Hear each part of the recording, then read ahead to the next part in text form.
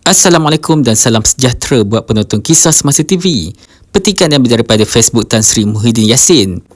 Ucapan Datuk Seri Ahmad Zahid Hamidi, Presiden UMNO di Perhimpunan Agung UMNO baru-baru ini mengenai perbincangan yang telah diadakan dengan pimpinan Bersatu untuk mengusahakan penyatuan Melayu telah menimbulkan persoalan mengenai pendirian Bersatu mengenainya.